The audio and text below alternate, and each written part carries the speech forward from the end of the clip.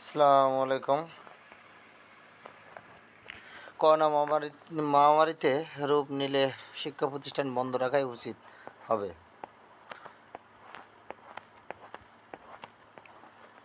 Corona পরিস্থিতি মহামারীতে রূপ নিলে এই স্কুল, কলেজ ও বিশ্ববিদ্যালয়ের পাঠ কার্যক্রম বন্ধ রাখা উচিত বলে মনে করেছেন মাধ্যমিক ও উচ্চ মাধ্যমিক শিক্ষা দপ্তরের মহাপরিচালক অধ্যাপক ডক্টর মোহাম্মদ আজাদ খান। তবে তেমন পরিস্থিতি এখনও তৈরি হয়নি বলে মনে করেছেন তিনি।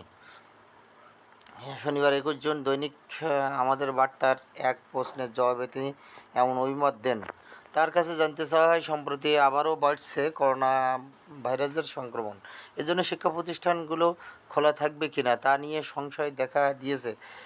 এমন পরিস্থিতিতে আপনারা শিক্ষা প্রতিষ্ঠান বন্ধের কথা ভাবছেন কিনা? উত্তরে অধ্যাপক আজাদ খান বলেন, করোনা সংক্রমণের হার বৃদ্ধি নিবিড়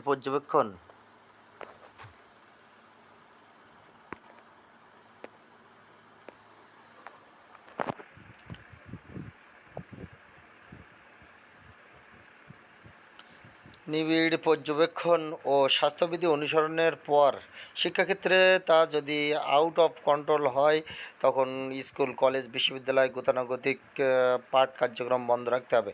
মহামারী বা প্যান্ডেমিক হয়ে গেলে বন্ধ রাখাই উচিত হবে। তবে করোনা ভাইরাস সংক্রমণের বর্তমান পরিস্থিতিতে বিদ্যালয় বন্ধ রাখার সুযোগ নেই।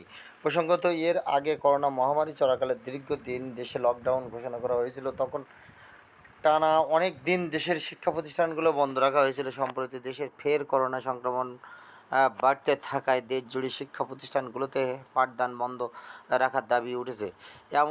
এমনকি কিছুদিন আগে আগামী 26 জুন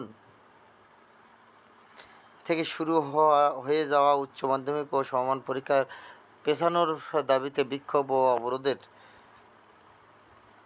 মতো ঘটনাও ঘটেছে। যদিও সরকারের পক্ষ থেকে সবসময় বলা হয়েছে পরিস্থিতি বুঝে সিদ্ধান্ত নেওয়া হবে। শিক্ষা প্রতিষ্ঠানে বন্ধের মতো পরিস্থিতি এখনও ঘটেনি, তবে শিক্ষা প্রতিষ্ঠানগুলোতে স্বাস্থ্যবিধি মেনে চলার দায়িত্ব বা নির্দেশনা দেওয়া হয়েছে। শিক্ষা সহ সব খবর জানতে আমার চ্যানেলটি সাবস্ক্রাইব করবেন। যারা নতুন আছেন অবশ্যই সাবস্ক্রাইব করবেন। ধন্যবাদ সকলকে।